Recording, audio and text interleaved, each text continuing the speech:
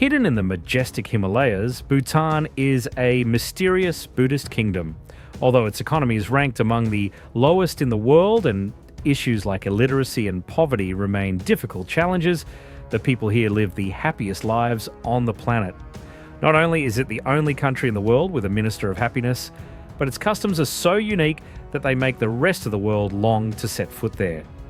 In Bhutan, happiness and currency are not the most powerful things. Instead, people value spiritual rituals more than material possessions. If you thought you already understood everything about this country, these 9 secrets of Bhutan will leave you stunned. Let's explore 9 unbelievable and interesting facts found only in Bhutan in today's video. Before we begin, don't forget to like the video, subscribe to the channel, and turn on notifications so you don't miss our next fascinating journeys exploring the world. Bhutan is a small sovereign nation located in the eastern Himalayas at the intersection of East Asia and South Asia. Bhutan's position is quite special, sandwiched between 2 large countries. To the north and northwest, it borders China with about 470 kilometers of border with the Tibet Autonomous Region. To the south, southwest, and east, it borders India with about 659 kilometers of border with the states of Arunachal Pradesh, Assam, West Bengal, and Sikkim clockwise. Bhutan is a landlocked country with a slightly elongated shape and an area of about 38,394 square kilometers. History shows that Bhutan's territory was once larger to the south, but due to wars and treaties with the British East India Company and later British India, Bhutan's borders were narrowed to what they are today. This special geographical location has given Bhutan a unique terrain where pristine nature and biodiversity are preserved almost intact amidst the Himalayas.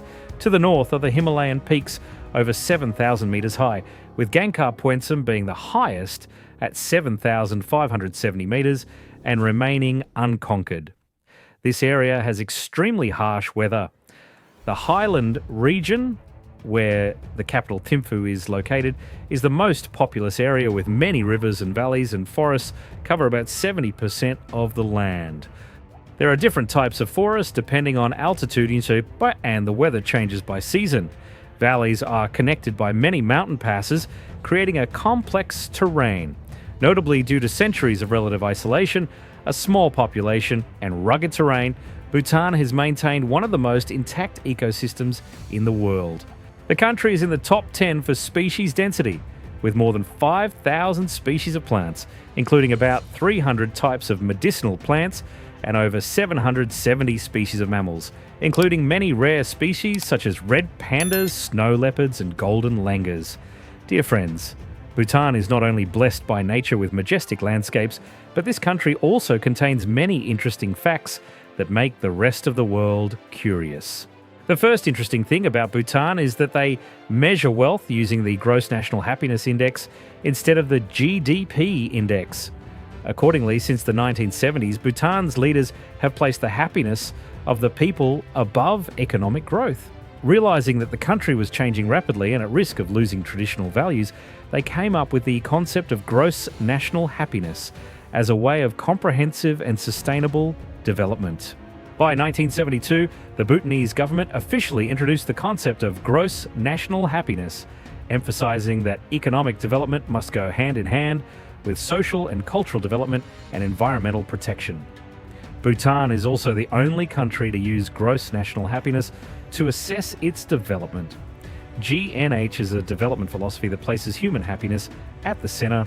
This was the idea of the former king Jigme Singye Wangchuck, who believed that true prosperity lies not in material wealth, but in the balance between economic development, cultural preservation, environmental protection, and good governance.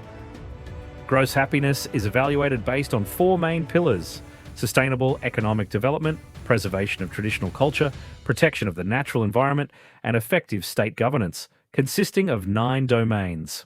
Specifically, these are psychological well-being, standard of living, good governance, community health, cultural diversity, time use, and ecological resilience. Therefore, the Bhutanese government is always conscious of the importance of bringing good things and joy to its people. All basic services such as healthcare and education are provided free of charge to citizens. Interestingly, to maintain this philosophy and always remain in the top 10 happiest countries in Asia, Bhutan has implemented some rather strange but extremely effective policies. Accordingly, Bhutan was the first country in the world to ban the sale and smoking of tobacco nationwide since 2004. Violators can be sentenced to up to 5 years in prison. For those who want to smoke, they are still allowed to import a certain amount of cigarettes monthly after declaring and paying taxes.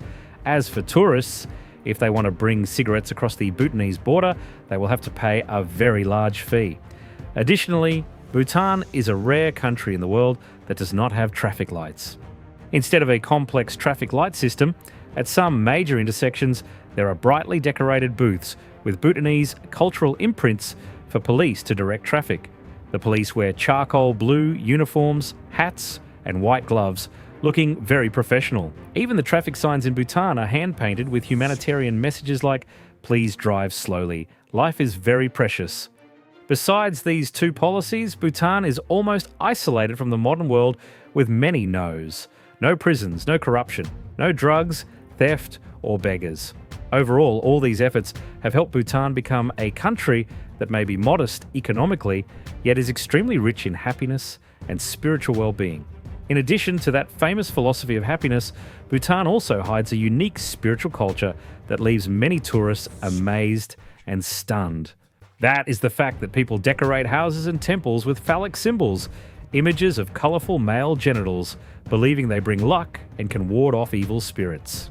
It is known that if you go to Bhutan, you will immediately be attracted by the colourful paintings of the male genital organ called the phallic symbol, appearing everywhere from village gates and house walls to shops.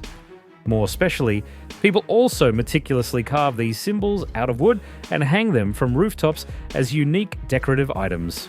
While this might be a symbol that makes many people blush, the interesting thing is that in Bhutanese culture, these symbols are not considered vulgar or sensitive at all.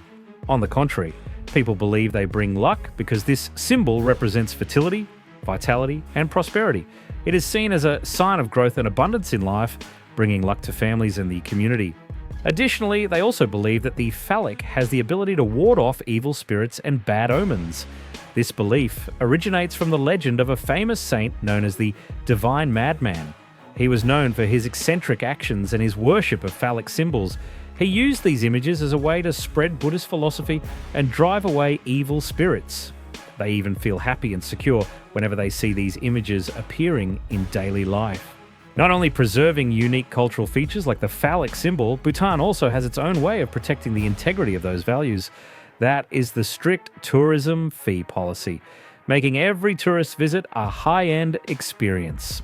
While many other countries try to attract large numbers of tourists with stimulus policies, Bhutan charges a tourism fee, and this is the third fact we want to share with you.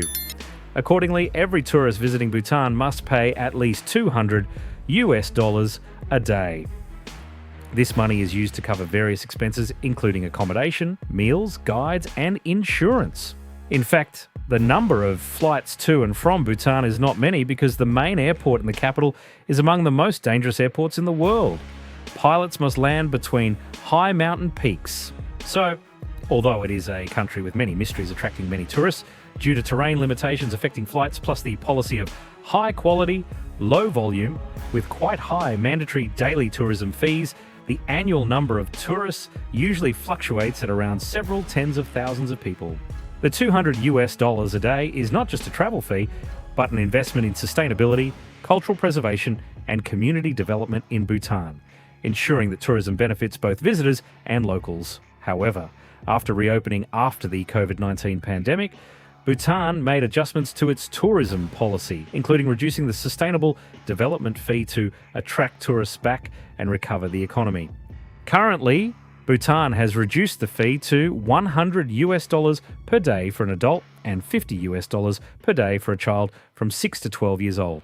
This fee is effective until August 31st, 2027.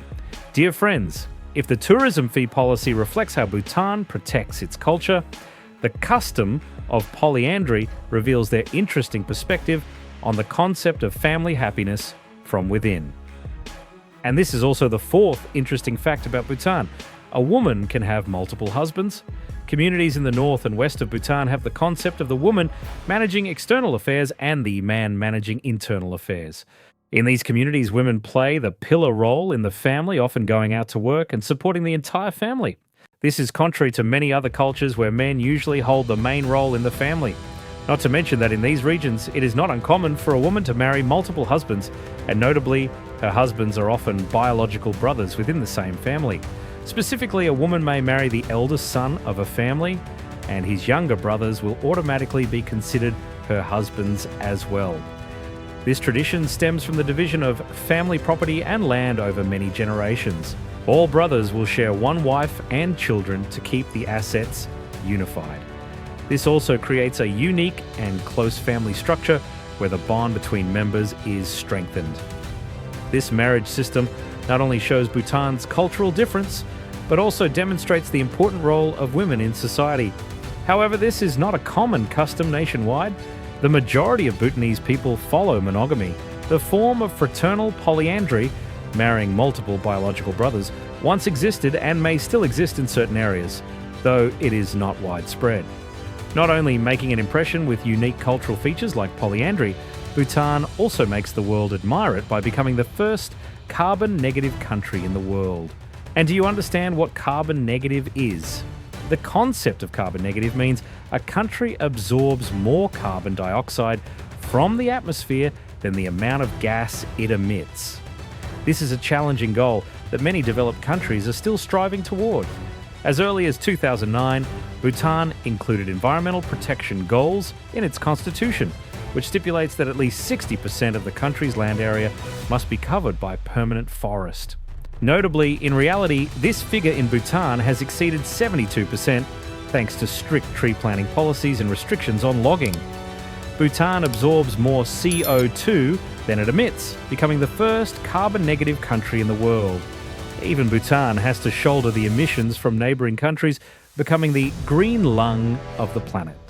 Besides, the development of sustainable hydroelectric energy also plays an important role, as Bhutan mainly relies on this clean energy source to meet domestic electricity needs. Prioritising hydropower instead of fossil fuel energy sources has helped Bhutan avoid a large amount of carbon emissions into the atmosphere. Not to mention the awareness and responsibility of the Bhutanese people towards the environment is an indispensable factor. Raised in a culture that values nature, Bhutanese people have a deep connection with their living environment and are always aware of the importance of protecting it for future generations. And clearly ahead of its time, they banned the use of plastic bags in 1999. However, there is a sad reality that despite being an ideal model, Bhutan is still facing challenges such as climate change, including melting glaciers in the Himalayas and pressure for economic development. However, the way they balance conservation and progress has proven that green growth is possible. In the context of climate change threatening the future of the Earth, Bhutan's success story becomes even more important and needs to be studied and learned from widely. In addition to leading the world in environmental protection, Bhutan also makes many countries jealous as this place completely lacks the concept of unemployment. This is the sixth interesting fact that will amaze you about this country. In reality, like most other countries in the world, Bhutan still faces unemployment, especially among new graduates. However, the way Bhutan approaches the employment issue and the differences in economic and cultural structures have created a different picture compared to many other countries. According to government policy, every citizen is guaranteed the right to a job. The state actively creates jobs through community development projects, sustainable agriculture, and environmental conservation. Even in remote rural areas, people can always participate in activities like afforestation, infrastructure construction, or developing traditional handicrafts. Furthermore, Bhutan focuses on training practical skills suitable for social needs instead of formal degrees. The traditional craft village system is strongly developed, helping people easily find jobs suited to their abilities. However, no unemployment does not mean high income. Many people still work jobs with modest wages, and clearly, Bhutan still faces employment challenges. Expectations for office jobs or modern professions are increasing while the number of these positions remains limited. Therefore, youth unemployment is still an issue the Bhutanese government is striving to solve through skill training programs, support for startups, and attracting investment into new economic sectors. Similar to the way they eliminate the concept of unemployment, Bhutan strictly applies a mandatory national dress policy, a beautiful tradition that has become the pride of the nation. Let's find out the seventh interesting thing about this country.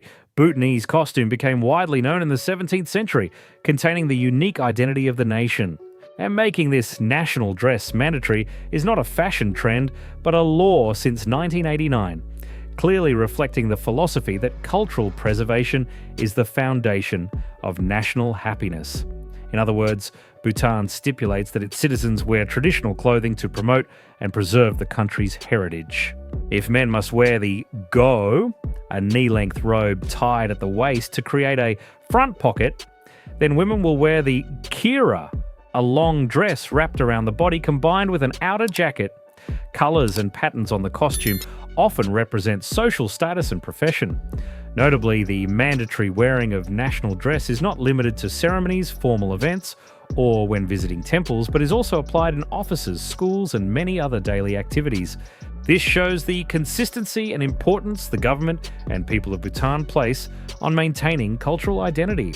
This regulation is usually strictly enforced, contributing to a distinctive and recognisable image for Bhutan on the international stage. Besides, the Bhutanese government sees this as a way to resist the wave of foreign culture, especially as tourism develops. Not only serious about clothing, the Bhutanese also have a special culinary rule that will make diners who cannot eat spicy food cry out. The eighth fact, they consider chilies as a main ingredient in every meal. Instead of considering chilies as just a spice added to increase the pungent flavour as the rest of the world usually does, in Bhutan, fresh chilies, especially green and red bell peppers, are used in large quantities and play the role of a main ingredient in many traditional dishes. In Bhutan, the dish amadachi, also known as chili sautéed with cheese, is considered the national dish. It is known that the main ingredients of this dish include chilies and cheese, often cooked with onions, garlic, and tomatoes. This dish is not simply a combination of ingredients, but a powerful taste experience with a characteristic pungency of chili blending with the richness of cheese. This dish has many variations depending on the type of chili and cheese used, but chili will always be an indispensable ingredient and will occupy a significant proportion. The special love for chili in Bhutanese cuisine may stem from the climate and geographical conditions of the country, where chilies can grow well. Additionally, chili is believed to have the effect of warming the body in the cold climate of the Himalayan mountains. Bhutanese people not only use fresh chilies, but also process them into various forms, such as dried chilies and chili powder, to use gradually and increase flavour for stews, stir-fries, or even soups. In the world, there is even an interesting story passed around about Bhutan's spicy culinary culture. That is, although chili plays an almost leading role in many traditional dishes, the country has to import more than 80% of its chili consumption from its neighbour India, where chili is grown extensively. The simple reason is that Bhutanese people love the spicy taste so much that domestic chili production cannot meet this huge demand. However, it must be emphasized that chili is not the only ingredient and does not completely replace other vegetables or proteins in Bhutanese meals. Rice is still the staple food, and meats, usually beef, pork, chicken, along with other vegetables, also play an important role in their diet. Just as they preserve the traditional spicy taste in every meal, Bhutan approaches digital technology slowly and selectively.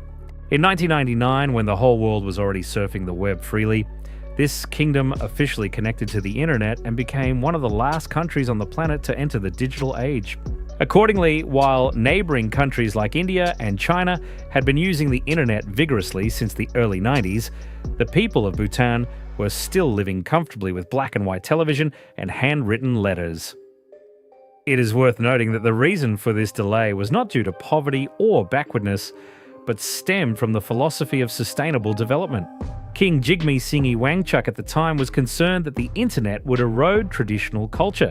So it was not until measures to protect national identity were in place that Bhutan opened up to technology. The introduction of the internet took place slowly, accompanied by efforts in cultural preservation and education. However, quite paradoxically, even when connected, the internet speed in the early 21st century here was still as slow as a turtle with exorbitant prices. 1 hour of access could cost up to $20. In recent years, Bhutan has made significant progress in developing internet infrastructure and increasing accessibility for its people. The number of internet users in Bhutan has increased significantly, although the government here still maintains a slow but steady attitude. Internet cafes must close before 9 p.m. to protect the youth. Social networks are popular but are never allowed to overshadow traditional community activities. Particularly, Buddhist monasteries still restrict the internet, considering it a tool that causes distraction for the monks. Dear friends, and this is also the last strange fact we wanted to share with you in today's video. If you've ever been to Bhutan, or if you know any other interesting mysteries about this kingdom of happiness, please share them with us in the comments section below. And if you found this discovery journey interesting, don't forget to like the video, subscribe to our channel, and turn on notifications so you don't miss the next fascinating stories about the colourful world around us. For now, goodbye and see you in the next journeys.